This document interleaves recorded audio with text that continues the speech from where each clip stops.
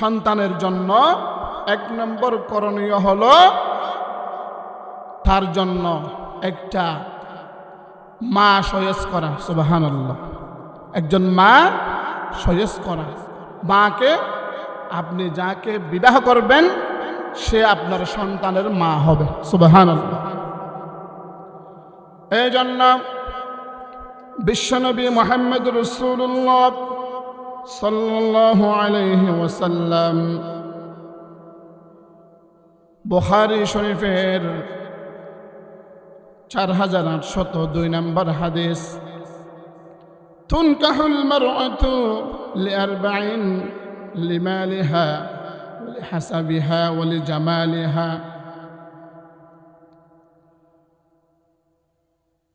ولجمالها لأبنائها فاظفر بذات الدين। বিশ্বনবী জনাব মুহাম্মদ রাসূলুল্লাহ সবাই বলে সাল্লাল্লাহু আলাইহি ওয়াসাল্লাম, তিনি বলেছেন, ও আমার উম্মতরা, সন্তানের প্রতি তোমাদের জন্য 1 নম্বর কর্তব্য হলো ওই সন্তানের জন্য একটা ভালো মা নির্বাচিত করা। সুবহানাল্লাহ। কি রকম সাধারণ মানুষ নারীকে বিবাহ করে, তার 4টি জিনিস দেখে 1 নম্বর দেখতে হবে যে মেয়েটা আমি বিবাহ করব তার ধন সম্পদ আছে কিনা, লিমালিহা তার ধন সম্পদ আছে কিনা 1 নম্বরে এটা দেখতে হবে। 2 নম্বরে বিশ্বনবী বলেন তার বংশমর্যাদা দেখতে হবে। 3 নম্বরে তার সৌন্দর্য দেখতে হবে। 4 নম্বরে যেটা দেখতে হবে এটা হলো সে দিনদার কিনা, সে ইসলাম মানে কিনা, সে কোরআন পড়তে পারে কিনা, সে হাদিস পড়তে পারে কিনা, সে নামাজে কিনা, রোজাদার কিনা, মুত্তাকি কিনা, ধর্মপ্রণত প্রাণ কিনা, সে এক কথায় দিনদার কিনা। 4 নম্বর এটা দেখতে হবে। আল্লাহ নবী বিশ্ব নবী মুহাম্মদ রাসূলুল্লাহ সাল্লাল্লাহু আলাইহি ওয়াসাল্লাম বলেন তার বংশমর্যাদা, তার সৌন্দর্য, তার ধন সম্পদ যদি না থাকিও, সে যদি সম্পদশালী না হয়, কিন্তু তার ভিতরে যদি দিন থাকে, তুমি ওই মহিলাকে তোমার সন্তানের মা হিসাবে নির্বাচিত করো। সুবহানাল্লাহ। তাহলে 1 নাম্বার করণীয় হলো তোমার সন্তানের জন্য তুমি একজন ভালো মা, সৎ পরায়ণশীল, ধর্মপরায়ণ একজন নেককার, একজন ভালো মা নির্বাচিত করা প্রত্যেক পুরুষের জন্য বিশ্বনবী সাল্লাল্লাহু আলাইহি ওয়াসাল্লাম এটা অবৈ দিয়েছেন। সুবহানাল্লাহ। এখন আমরা বিয়ের সময় সবার আগে দেখি সুন্দর কিনা, ঠিক কিনা, সুন্দর কিনা, এরপরে দেখি তাদের ধন সম্পদ আছে কিনা যৌতুক নেওয়ার জন্য। নাউজুবিল্লাহ। কিন্তু বিশ্বনবী বলেছেন ধন সম্পদ না থাক, সে সৌন্দর্য না হোক, তার বংশমর্যাদা যা হোক না কেন, সে যদি দিনদার হয়, ওই মেয়েকে তোমরা কি করো, বিয়ে করো। সুবহানাল্লাহ। 1 নম্বর করণীয় এটা। কারণ ফ্যাক্টরি ভালো হবে, ভালো হলে মাল ভালো হয়। ফ্যাক্টরি যদি খারাপ হয়, ওই ফ্যাক্টরির মাল কোনোদিন ভালো হতে পারে না। এই জন্য বিশ্বনবী মুহাম্মদ রাসূলুল্লাহ সাল্লাল্লাহু আলাইহি ওয়াসাল্লাম বলেছেন যে তোমার সন্তানের জন্য 1 নম্বর করণীয় হলো তার জন্য একটা ভালো মা নির্বাচন করা। সুবহানাল্লাহ। 2 নম্বরে যখন আপনি ভালো মা নির্বাচন করতে পেরেছেন, ভালো একটা মেয়েকে বিয়ে করতে পেরেছেন, যখন আপনি সহবাসে যাবেন, শারীরিক সম্পর্কে যখন আবদ্ধ হবেন, তখন বিশ্বনবী মুহাম্মদ রাসূলুল্লাহ সাল্লাল্লাহু আলাইহি ওয়াসাল্লাম তাদের স্বামী স্ত্রী উভয়ের জন্য একটা দোয়া শিক্ষা দিয়েছেন, সুবহানাল্লাহ। এখন যদি আমি বলি মুসলমান হিসাবে যে সহবাসের দোয়াটা একটু বলুন তো, অনেকেই বলতে পারবে না, আছে না নাই? অনেকে বলতে পারবে না। এই জন্য এই ওয়াজগুলি আমাদের মুসলমানদের জন্য খুবই জরুরি। কারণ সন্তান বড় হয়ে ডাকাত হয়ে যায়, সন্তান বড় হয়ে চোর হয়ে যায়, সন্তান বড় হয়ে সন্ত্রাস হয়ে যায়, সন্তান বড় হয়ে আকাম কুকাম করে। এটা সন্তানের দোষ না, এটা প্রথমত পিতামাতার দোষ।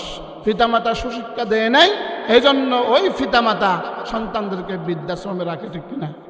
এই জন্য শুরু থেকে সন্তানকে আদর্শ হিসাবে গড়ে তুলতে হবে। বিশ্বনবী জনাব মুহাম্মদ রাসূলুল্লাহ সাল্লাল্লাহু আলাইহি ওয়াসাল্লাম বলেন, عن ابن عباس رضي الله تعالى عنه يبلغ به النبي صلى الله عليه وسلم قال لو أن أحدكم إذا أتى أهله قال بسم الله اللهم جنبنا الشيطان وجنب الشيطان ما رزقتنا فقضي بينهما ولد لم يضره। বিশ্বনবী মুহাম্মদ রাসূলুল্লাহ সাল্লাল্লাহু আলাইহি ওয়াসাল্লাম বলেন, হযরত আব্দুল্লাহ ইবনে আব্বাস রাদিয়াল্লাহু তাআলা আনহু থেকে বর্ণিত, তিনি বলেন, তোমাদের কেউ তার স্ত্রীর সাথে মিলনের পূর্বে যদি বলে বিসমিল্লাহি আল্লাহুম্মা জান্নিবিনাশ শাইতানা ওয়া জান্নিবিশ শাইতানি মা রাযাকাতানা, অর্থাৎ আয় আল্লাহ রাব্বুল আলামিন, আল্লাহর নামে আমরা শুরু করছি, হে আল্লাহ তুমি আমাদেরকে শয়তান থেকে দূরে রাখো এবং যা আমাদেরকে দান করবে তাকে ওই শয়তান থেকে দূরে রাখো। সুবহানাল্লাহ। আমি আল্লাহর নামে শুরু করছি এবং আমরা স্বামী স্ত্রীকে আপনি শয়তানের পদাঙ্ক থেকে, শয়তানের পথ থেকে দূরে রাখো এবং যে সন্তান আমাদেরকে আপনি দান করবেন সেই সন্তানকেও শয়তানের পদাঙ্ক থেকে দূরে রাখো। সুবহানাল্লাহ। আমরা যারা বিবাহিত আছি কয়জনে পড়েছি এটা? ওই দোয়াটা যদি আমরা পড়তাম তাহলে আল্লাহ পাক শয়তান থেকে আমাদেরকেও, আমাদের সন্তানদেরকে অনেক দূরে রাখতো। সুবহানাল্লাহ। কিন্তু আমরা জানি না, পড়ি না, পদ্ধতি কি এটা জানি না।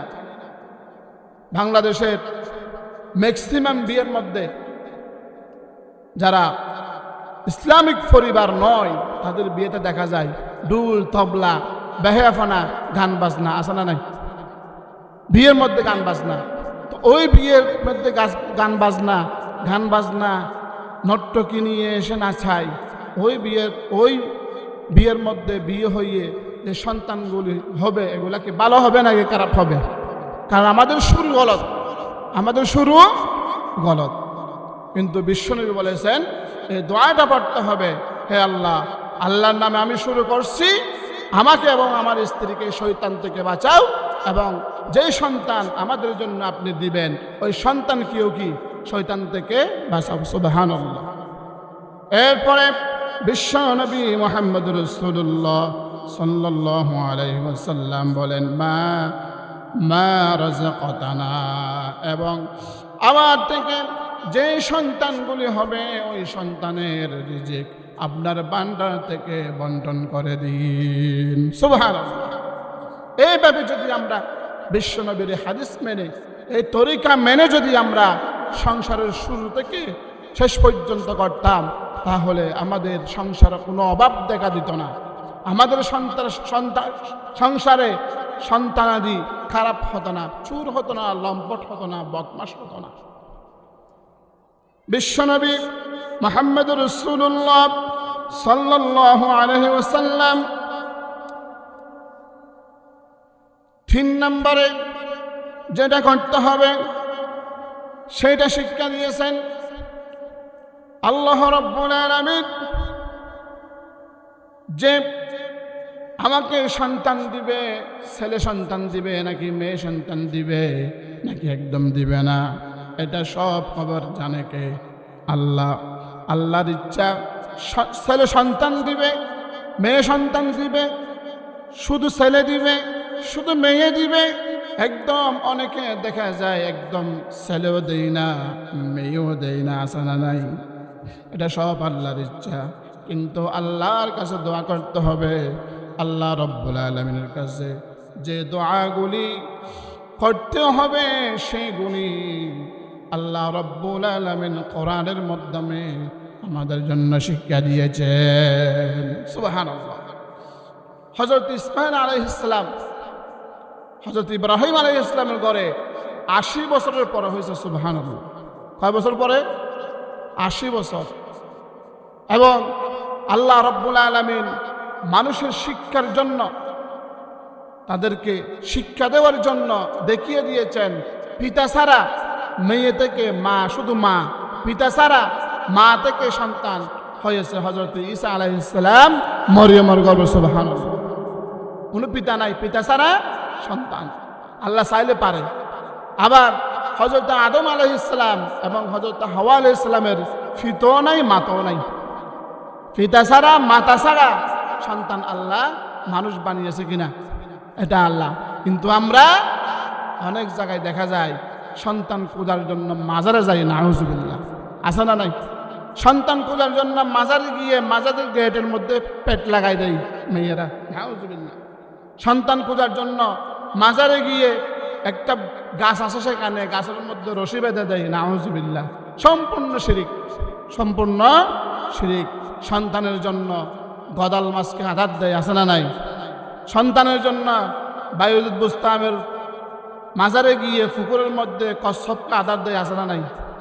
সব শিরিক, সব শিরিক। কিন্তু পদ্ধতি আল্লাহ শিখিয়ে দিয়েছেন, ওই পদ্ধতিতে আমরা যাই না, নাউজুবিল্লাহ। আল্লাহ রাব্বুল আলামিন বলেন,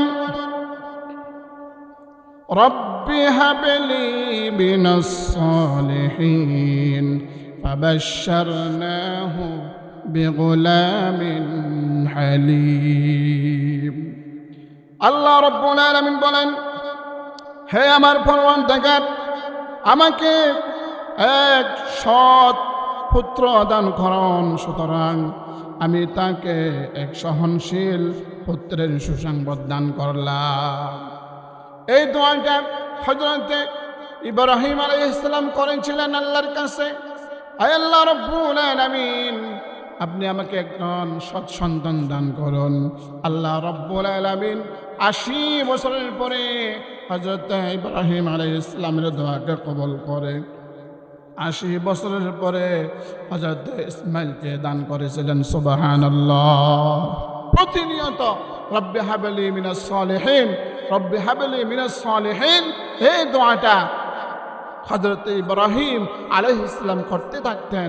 সেই দোয়াটা আমাদের যাদের সন্তান হচ্ছে না তাদেরকে করতে হবে, হলেও করতে হবে, না হলেও করতে হবে। যদি এইভাবে করি, আমার স্ত্রীর গর্ভে আল্লাহ রব্বুল আলামিন সৎ সন্তান ব্যতীত কুসন্তান দিবে না। আমরা কিন্তু আল্লাহ থেকে চাই না। মানুষকে আল্লাহ রব্বুল আলামিন আশরাফুল মাখলুকাত, সৃষ্টির সেরা জীব হিসাবে সৃষ্টি করেছেন, ঠিক কিনা? কিন্তু আমাদের চলাফেরা গরু ছাগলের মতো। আমাদেরকে আল্লাহ রব্বুল আলামিন যেমনিভাবে সৃষ্টির সেরা করেছেন, আমাদের চলাফেরাও সেই রকম হতে হবে, ঠিক কিনা? কিন্তু আমরা যদি গরু ছাগলের মতো যদি আমাদের সংসার হয়, তো ওই গর্বে গরু ছাগলের মতো সন্তান না আসে কি হযরতে আপনার আব্দুল মালিক রহমতুল্লাহ আলাই শাহ সাহেব কাবিলার মতো সন্তান আসবে? আসবে না। আমাদেরকে সেই রকম হতে হবে। এজন্য যে দোয়াটা শিক্ষা দিয়েছেন আল্লাহ রব্বুল আলামিন, এই দোয়াটা আমাদেরকে পড়তে হবে। শুধু তাই নয়, আল্লাহ রব্বুল আলামিন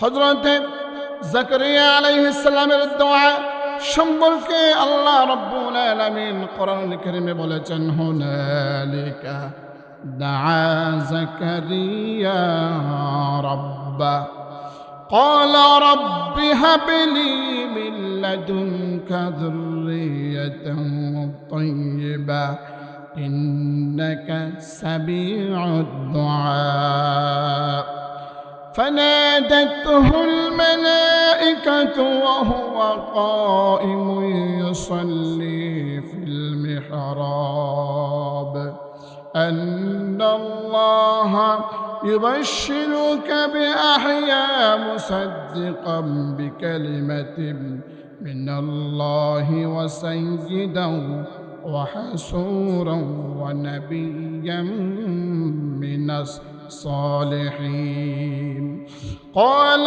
رب أنى يكون لي غلام وقد بلغني الكبر وامرأتي عاقرا قال كذلك الله يفعل ما يشاء আল্লাহ রাব্বুল আলামিন বলেন সেখানে জাকারিয়া আলাইহিস সালাম তার পালনকর্তা নিকট প্রার্থনা করলেন, বললেন হে আমার পালনকর্তা, তোমার নিকট থেকে আমাকে ফুত পবিত্র সন্তান দান করো।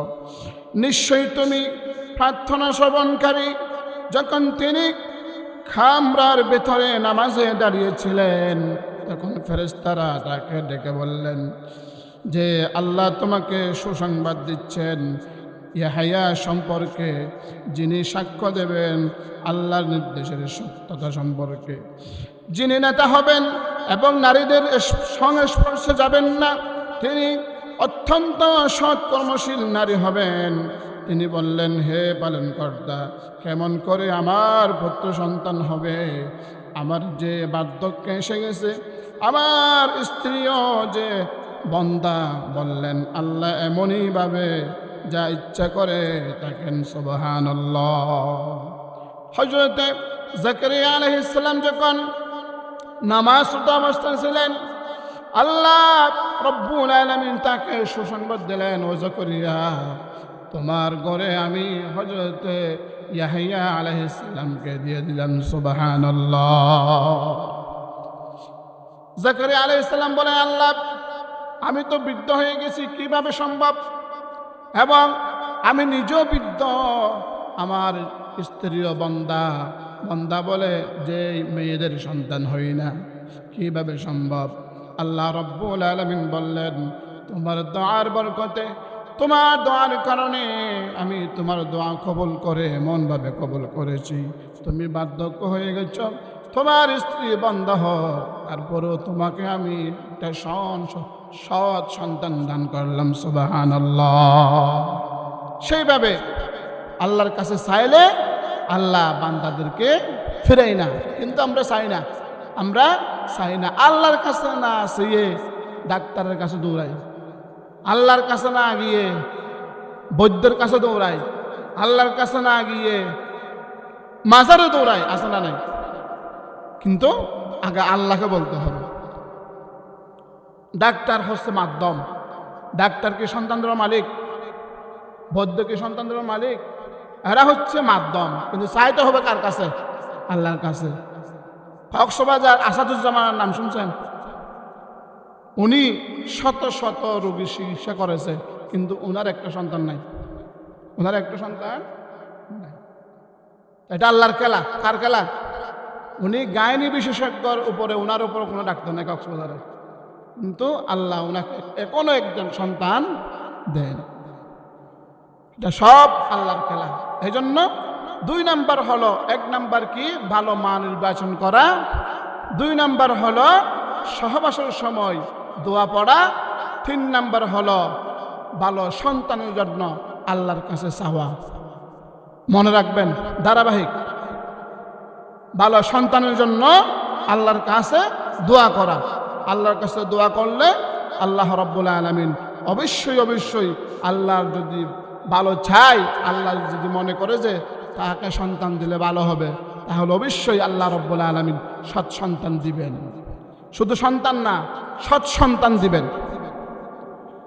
আমার ভাইয়েরা, এই ব্যাপারে আল্লাহ রাব্বুল আলামিনের আরেকটা আয়াত, والذين يقولون ربنا هب لنا من أزواجنا وذرياتنا قرة أعين وجعلنا للمتقين إماما।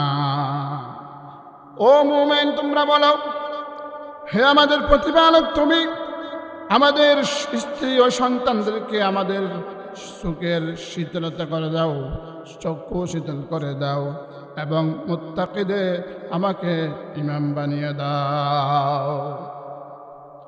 আমাদের, হে আল্লাহ, আমাদের সন্তান, আমাদের বউ, আমাদের ছেলে মেয়েকে আমার জন্য চক্ষু শীতল বানিয়ে দাও, সুবহানাল্লাহ, এবং মুত্তাকিদের ইমাম বানিয়ে দাও। এইভাবে সন্তানের জন্য দোয়া করতে হবে, স্ত্রীর জন্য দোয়া করতে হবে, মেয়ের জন্য দোয়া করতে হবে, সন্তানের জন্য সেভাবে দোয়া করতে হবে। এরপরে আইয়ামে জাহালিয়া যুগে পুত্র সন্তান হলে তাদেরকে খুব সুন্দর করে লালন পালন করত, কিন্তু মেয়ে সন্তানদেরকে জীবিত হত্যা করত। শুধু তাই নয়, এই অভ্যাসটা আমাদের কাছে আছে। অনেক বাবা সন্তান হওয়ার পরে ছেলে হলে মিষ্টি হাসি দেয়, মেয়ের কথা শুনলে মুখ কালো করে ফেলে, আসে না নাই? শুধু শুধু বাবা না, শাশুড়ি সহ, মা সহ, শাশুড় সহ, ননদ ননদি, আপনার দেবর সহ, পুরা গোষ্ঠী সহ মেয়ে হলে চেহারাকে কালো করা, আছে না নাই? এবং শুধু চেহারাকে কালো করা না, এমনও বাংলাদেশে পরিবার আছে সন্তানদেরকে মেরে ফেলে, নাউজুবিল্লাহ। খাবার দাবার, ভরণ পোষণ দেওয়ার চিন্তায়, কিভাবে আমি তাকে খাওয়ন দেব, ফড়ন দিব, ভরণ পোষণ কিভাবে দিব, তাদেরকে মেরে ফেলা হয়, নাউজুবিল্লাহ। এই জন্য আমার ভাইয়ারা, আল্লাহ রাব্বুল আলামিন বলেন সূরাত হুদের আয়াত নম্বর 16, وما من دابة في الأرض إلا على الله رزقها। আল্লাহ রাব্বুল আলামিন বলেন, পৃথিবীর বুকে যতগুলো প্রাণী রয়েছে সকল প্রাণীর জীবিকার দায়িত্ব আমি আল্লাহ রাব্বুল আলামিন নিজের হাতে নিয়েছি, সুবহানাল্লাহ। শুধু মানুষের না, আমরা যদি খেয়াল করি, একটা পাখি সকালবেলা তার বাসা থেকে বের হয় কালি পেটে, কিন্তু বিকেলবেলা যখন ঢুকে বাসায় এখন বড়া পেটে, সুবহানাল্লাহ। তাদের কোনো ব্যবসা নাই, তাদের কোনো চাকরি নাই, তাদের কোনো জব নাই, তাদের কোনো কাজ নাই। সে সকালবেলা কালি পেটে বের হয়, বিকেলবেলা বড়া পেটে ঢুকে, ঠিক কিনা? আল্লাহ রাব্বুল আলামিন বলতেছেন 18,000 মাখলুকাত মতান্তরে কম বেশি হতে পারে, সমস্ত সৃষ্টি জগতের রিজিকের দায়িত্ব আমি নিজের, সুবহানাল্লাহ। এগুলো তো সাধারণ। আপনার বঙ্গোপসাগর, আটলান্টিক মহাসাগর, বড় বড় সাগরের ভিতরে যে তিমি মাছগুলো আছে, তারা একবারে যা খাবারগুলি খায়, পুরা বাংলাদেশের মানুষ এক মাসে অতগুলো খায় না। সেই রিজিকের ব্যবস্থা আল্লাহ করতেছে কিনা? করতেছে না? আল্লাহ করতেছে। মানুষ সন্তান দেওয়ার মালিক আল্লাহ, মানুষ বানানোর মালিক আল্লাহ, সব কিছু দেওয়ার মালিক আল্লাহ, রিজিকের মালিকও আল্লাহ।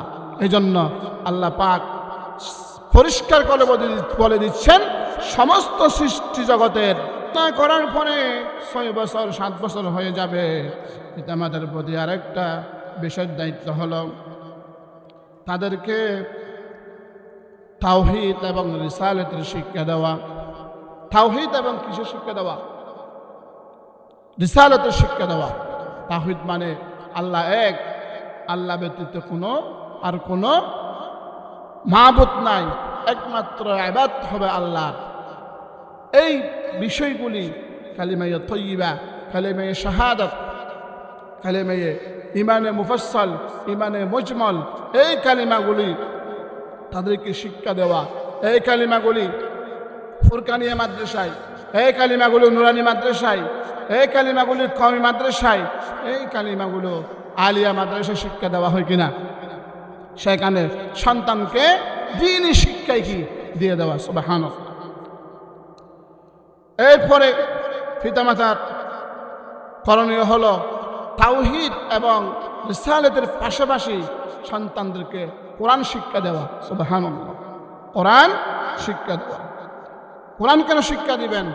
কোরআন হলো আল্লাহ রব্বুল আলামিন মানুষ বানানোর পরে মানুষের গাইডলাইন, মানুষের জীবনের শুরু থেকে শেষ পর্যন্ত কিভাবে চলবে সেটার জন্য গাইডলাইন স্বরূপ আল্লাহ রব্বুল আলামিন কোরআন দিয়েছেন। সুবহানাল্লাহ। একটা মোবাইল যখন আপনি কিনবেন, ওই মোবাইলের সাথে একটা বই দেয়, ওই মোবাইলটা কীভাবে আপনি ওপেন করবেন, কীভাবে বন্ধ করবেন, কীভাবে চালাবেন।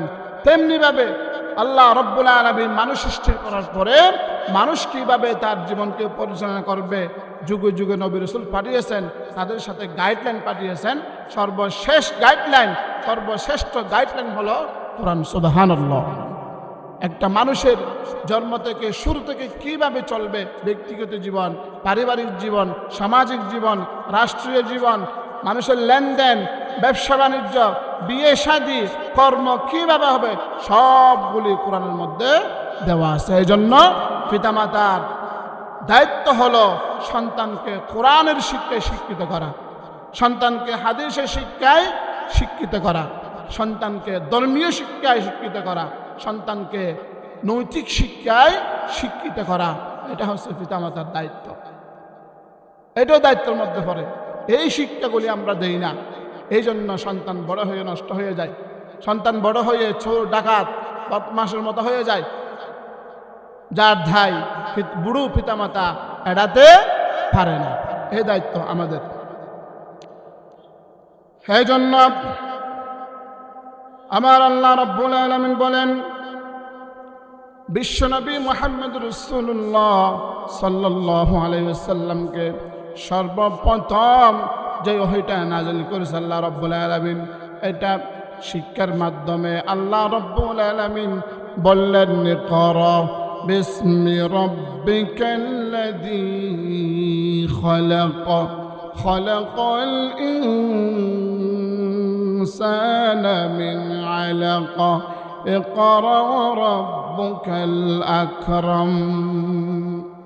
আল্লাহ রাব্বুল আলামিন বলেন জিবরাইলের মাধ্যমে আল্লাহ নবীকে, ইকরা বিসমি রাব্বিকাল্লাযী খালাক, ও নবী আপনি পড়ুন আপনার রবের নামে যিনি আপনাকে সৃষ্টি করেছেন। শুরুতে পড়ার কথা বলেছেন, শুরুতে আপনার শিক্ষার কথা বলেছেন।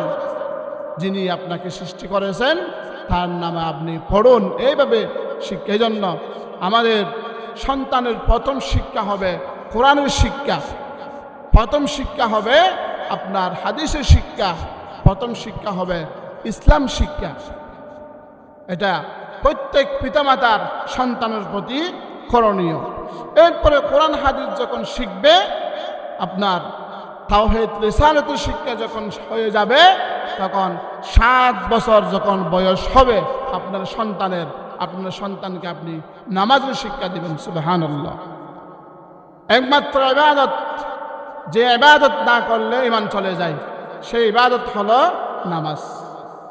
নামাজ না পড়লে ঈমান থাকে না। আপনি রোজা রাখেন নাই, হজ করেন নাই, যাকাত দেন নাই, আপনার ঈমান ঠিক থাকবে। কিন্তু নামাজ না পড়লে কি ঈমান চলে যাবে। এই জন্য 7 বছর যখন বয়স হয়ে যাবে আপনার সন্তানের নামাজের শিক্ষা দিতে হবে। বিশ্বনবী এরপরে বলেছেন, বলার পরেও নামাজ পড়তেছে না, 10 বছর যখন হয়ে গেছে তাকে নামাজের জন্য মারো, নামাজের জন্য প্রহার করো, নামাজের জন্য তাকে শাস্তি দাও। সুবহানাল্লাহ।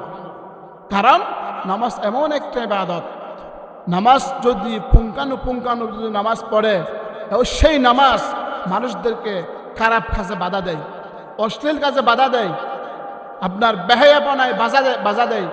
যদি পুঙ্খানুপুঙ্খ নামাজ পড়ে, সে কখনো মিথ্যা বলতে পারে না, দুর্নীতি করতে পারে না। এজন্য নামাজের শিক্ষা দিতে হবে। এরপরে আল্লাহ নবী বলতেছেন যে নামাজ 10 বছরের নামাজ না পড়লে তাদেরকে মারো এবং তাদের বিছানা আলাদা করে দাও। সুবহানাল্লাহ, বিছানা আলাদা করে দাও। এই জন্য এই বিষয়গুলা যে কয়েকটা বিষয় বলেছি, এগুলা পিতামাতার দায়িত্ব। এই দায়িত্বগুলা যদি আমরা পুঙ্খানুপুঙ্খানুভাবে আদায় করতে পারি, ওই সন্তান কোনোদিন বড় হয়ে পিতামাতার অবদ্ধ হবে না। ওই সন্তান বড় হয়ে কোনোদিন পিতামাতাকে কষ্ট দিবে না। ওই সন্তান বড় হয়ে কোনোদিন আপনার উত্তরবঙ্গে দেখা যায় পিতামাতাকে বৃদ্ধাশ্রমে রেখে দেয়। ওই সন্তান কোনোদিন ওই পিতামাতাকে বৃদ্ধাশ্রমে রাখবে না। এরপরে সর্বশেষ হলো পিতামাতার দায়িত্ব। যদি সামর্থ্য থাকে, আপনি যেভাবে আপনার জীবনের শুরুতে তার জন্য একটা ভালো মা নির্বাচন করেছিলেন, সেইভাবে তার জন্য একটা ছেলে হলে একটা সুপাত্রের ব্যবস্থা করে দেওয়া, আর মেয়ে হলে মেয়ের জন্য একটা সুপাত্র ব্যবস্থা করে দেওয়া। এই বিষয়গুলা কোনো সন্তান, কোনো পিতামাতা যদি করতে পারে, তাহলে ওই সন্তান কোনোদিন পিতামাতাকে কষ্ট দিবে না এবং পিতামাতাকে বেহেশতে নেওয়ার জন্য, জান্নাতে নেওয়ার জন্য ওই সন্তান যথেষ্ট। সুবহানাল্লাহ। আল্লাহ পাক আমাদেরকে এই সন্তানের যথাযথ লালন পালন কোরআন হাদিসের মাধ্যমে করার তৌফিক দান করুন। আমার ভাইয়েরা,